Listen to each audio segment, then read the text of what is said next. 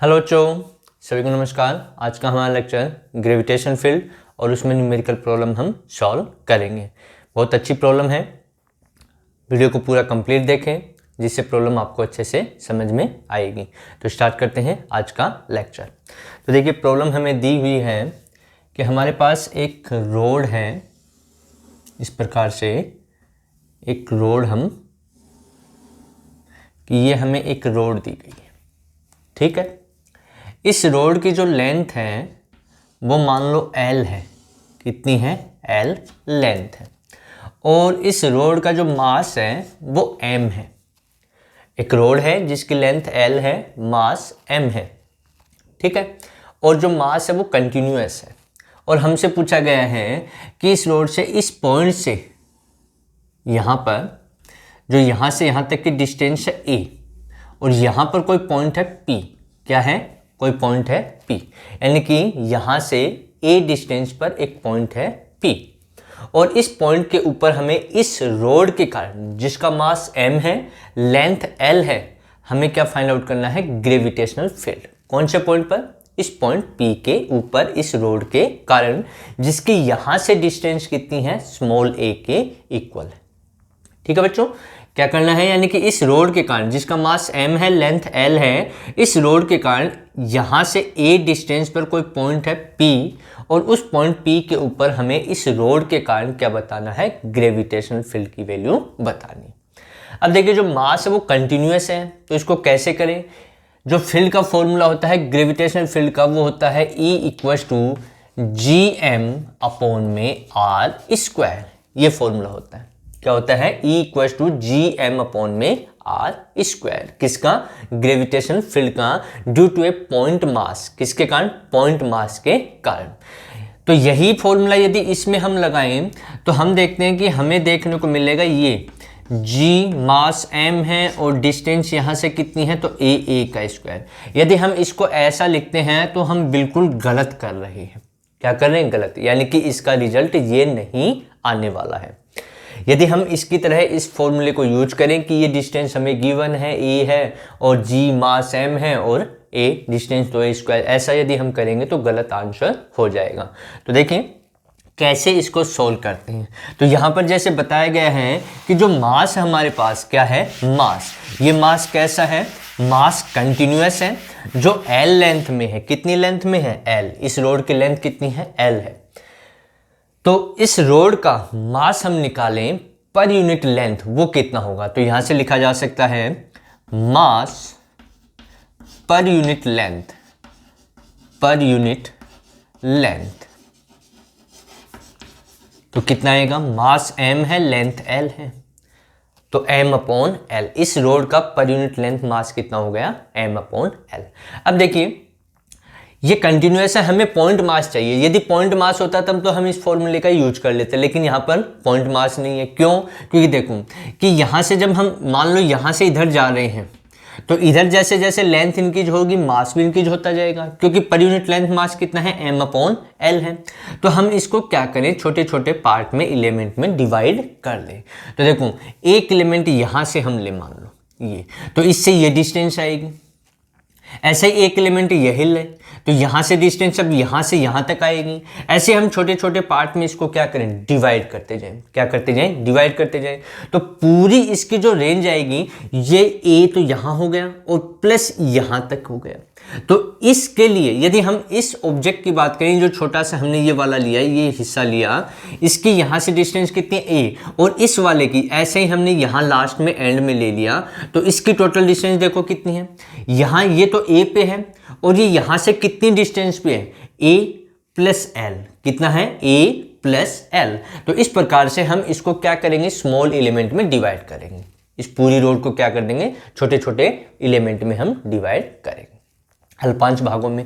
तो इसकी डिस्टेंस देखो, इसकी डिस्टेंस की बात करें तो यहाँ से a हो गया, और इस वाले एलिमेंट की हम बात करें, ये जो हमने लिया, तो इसकी डिस्टेंस कितनी होगी? यहाँ से a तो ये हो गई और प्लस L ये हो गई। तो कितनी होगी total distance? a plus L, ठीक है। तो इसलिए हमें क्या करना पड़ेगा? इसको स्मॉल एलिमेंट में हम डिवाइड करेंगे। तो हम ऐसे ही एक स्मॉल, छोटा सा एक स्मॉल यहाँ पर एलिमेंट लेते हैं।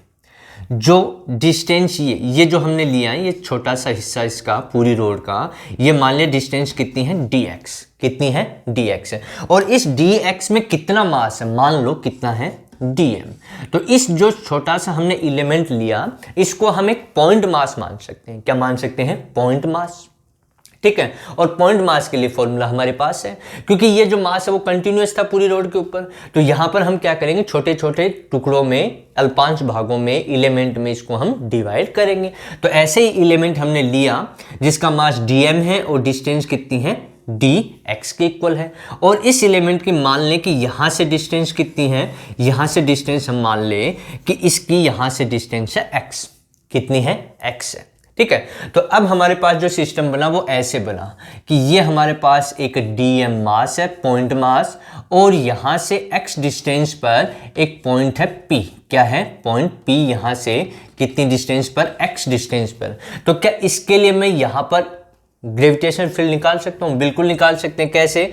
छोटे से भाग के लिए हम लिख सकते हैं dE। तो g मास कितना है dm और डिस्टेंस कितनी है x, तो अपॉन में आ जाएगा x स्क्वायर। ये आ गया।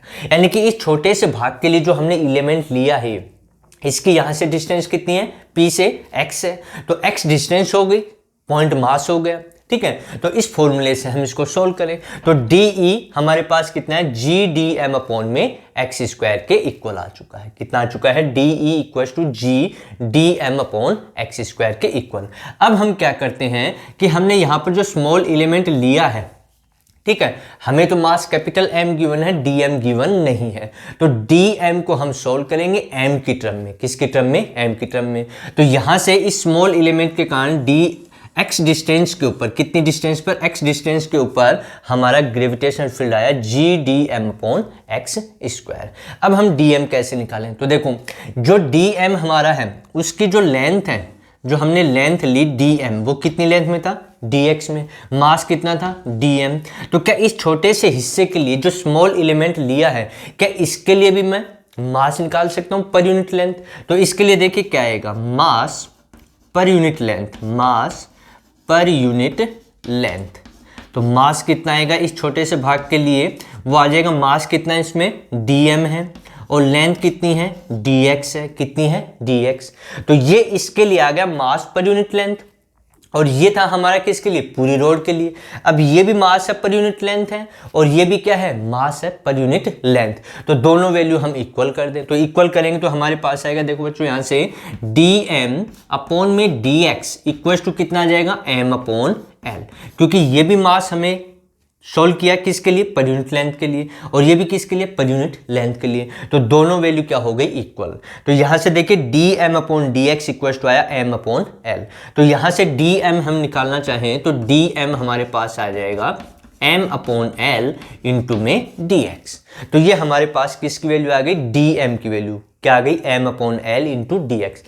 ये वैल्यू मैं यहां यूज कर लूं तो इस छोटे से भाग के लिए हमारा ग्रेविटेशनल फील्ड होगा g अपॉन एक्स स्क्वायर, और dm की वैल्यू कितनी है? देखिए बच्चों, m अपॉन l इंटू में dx। ये आ गया। ठीक है, ये जो वैल्यू आई हमारी, क्या वो इस छोटे से एलिमेंट के लिए आई है? बिल्कुल, इसी के लिए हमने सोल्व किया है, dE जिसको हमने लिखा। अब हमें पूरी रोड के लिए चाहिए। किसके लिए चाहिए? पूरी रोड के लिए चाहिए। तो अब हम क्या कर दें, इसको मैं थोड़ा सा रफ कर देता हूं, आगे देखिए। तो अब हम क्या करें इसमें? अब हमें लिमिट देखनी है, क्योंकि हमने जो डिस्टेंस ली है स्मॉल एलिमेंट के लिए, यहाँ से ये डिस्टेंस x मानी थी, लेकिन यहाँ पर देखिए अब लिमिट टोटल रोड के लिए हम निकालना चाह रहे हैं, इस पूरी रोड के लिए। तो यहाँ पर एक dm है, ऐसा ही एक यहाँ dm है, एक यहाँ dm, ऐसे चलता जाएगा, एक यहाँ dm, ऐसे छोटे छोटे पार्ट में चलते जाएंगे। तो एक के लिए यही है, तो इसके लिए सबके लिए यही आएगा। लेकिन देखो डिस्टेंस अलग अलग है सबकी। इस वाले की डिस्टेंस कितनी है? a। इस वाले की डिस्टेंस a प्लस समथिंग आएगा, इसके लिए a प्लस समथिंग कुछ आएगा। ऐसे यहां से लास्ट वाले पे जाते हैं तो डिस्टेंस क्या आती है? a plus l। तो हम लिमिट लगा दें इसमें। क्या लगा दें? लिमिट। टोटल रोड के लिए निकालना है तो हम क्या कर दें? लिमिट। तो e इक्वल्स टू क्या आएगा? इंटीग्रल। क्या आएगा? इंटीग्रल। कहां से लिमिट? देखो यहां से डिस्टेंस कितनी है? a। तो लिमिट स्टार्टिंग हो गई हमारी a, और यहां से यहां तक की कितनी है? a plus l। कितनी है? देखो यहां से यहां तक की तो a थी, ये ए स्टार्टिंग हो गई।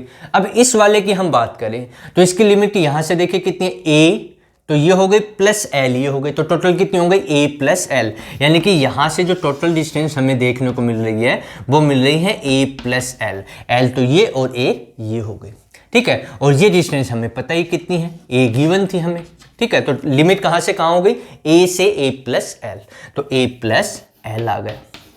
और डी ई की वैल्यू है तो ये आएगा जी एम अपॉन में एक्स स्क्वायर एल इंटू में डी एक्स, ये आ गया। अब देखिए बच्चों, डी एक्स के रेस्पेक्ट में जी एम और एल कांस्टेंट है, तो इन सभी को इंटीग्रल के बाहर हम लिख दें।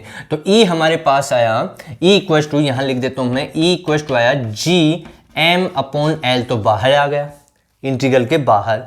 और लिमिट हमारी कहां से कहां है, ए से ए प्लस एल, कहां से कहां तक है, ए से ए प्लस एल। और ये आ गया हमारे पास डी एक्स अपॉन में एक्स स्क्वायर, ये आ गया बच्चों। अब आगे सोल्व करें इसको, तो अब हमें इसका क्या करना है, इंटीग्रेशन करना है। क्या करना है, इंटीग्रेशन। और इंटीग्रेशन करेंगे तो हमें हमारा रिजल्ट मिल जाएगा।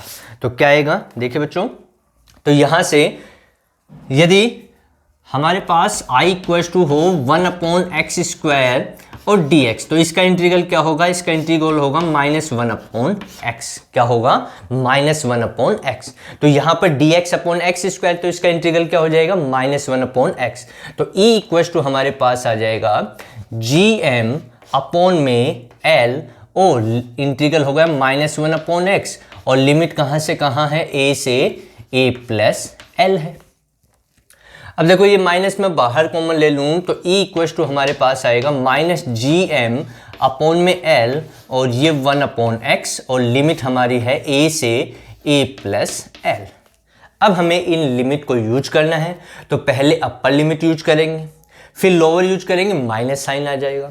तो क्या आएगा, देखिए e इक्वल टू आएगा -gm अपॉन में l 1 upon a plus L, फिर नीचे वाले लेंगे तो पहले साइन माइनस का, अब ये रख देंगे x की जगह, तो 1 अपॉन ए, ये आ जाएगा। अब इसका एलसीएम लेकर के आगे सोल्व करेंगे, तो e इक्वल टू हमारे पास आएगा -gm अपॉन में l, और एलसीएम कितना आ जाएगा इसका, a इंटू में a प्लस एल, ये आ गया।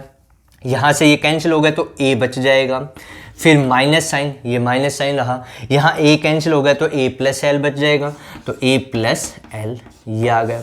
अब आगे इसको सोल्व करें तो e इक्वल टू हमें देखने को मिलेगा -gm अपॉन में l, और ये आ जाएगा a, इस माइनस को अंदर मल्टीपल करें, -a माइनस एल अपॉन में a प्लस एल, ये आ गया। अब देखिए a से ये a क्या हो जाएगा, कैंसिल हो जाएगा, तो ये -l बचा और ये माइनस है। आगे सोल्व कर देता हूँ मैं, आगे कर लेते हैं इसको, क्या आएगा देखिए, तो मिटा दें यहाँ पर, तो आगे देखिए क्या आएगा। मैथ का पोर्शन है, कर सकते हैं सभी बच्चे। तो e इक्वल टू हमारे पास है -gm अपॉन में l, और अंदर बच गया -l अपॉन में a प्लस एल, ये हमारे पास बच गया। माइनस से माइनस कैंसिल और l से l भी कैंसिल, तो क्या बच गया, e equal to gm, minus minus क्या हो गया, प्लस, अपॉन में बच गया a प्लस एल। तो यानी कि इस रोड के कारण पॉइंट P के ऊपर ग्रेविटेशनल फील्ड ये होगा। अब इसकी डायरेक्शन पूछी जाए तो डायरेक्शन हमें पता है कि हमेशा जो मास होता है उसकी ओर होती है, तो E की डायरेक्शन ये हो जाएगी, यानी कि इसकी ओर, इधर ये मास पॉइंट, इधर रोड है तो इसकी डायरेक्शन टूवर्ड्स दी मास, ठीक है। तो ये इसका रिजल्ट है।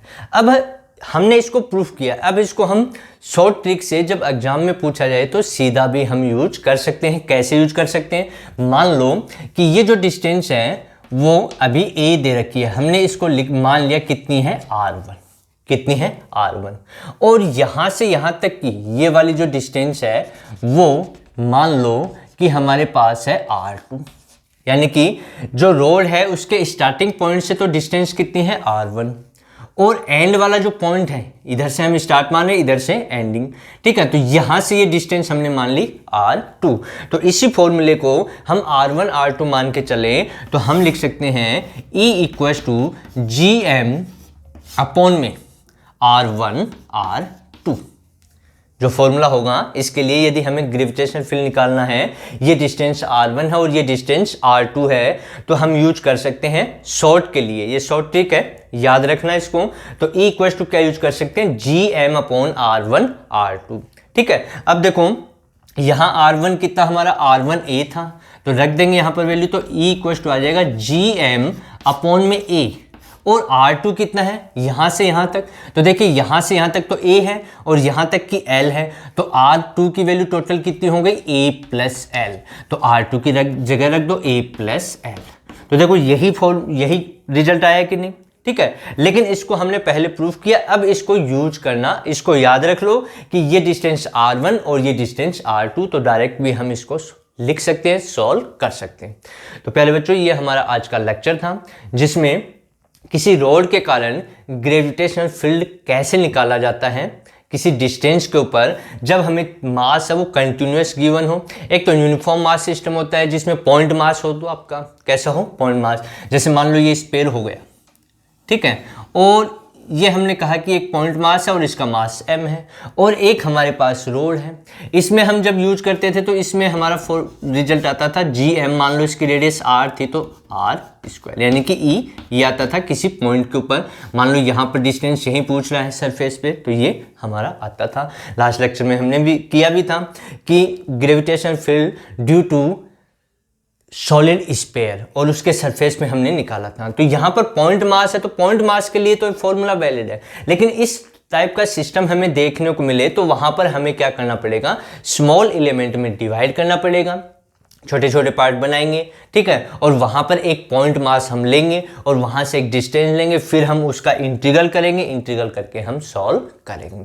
तो बच्चों यदि आपको वीडियो अच्छा लगे तो लाइक करें, शेयर करें और चैनल को सब्सक्राइब भी करें।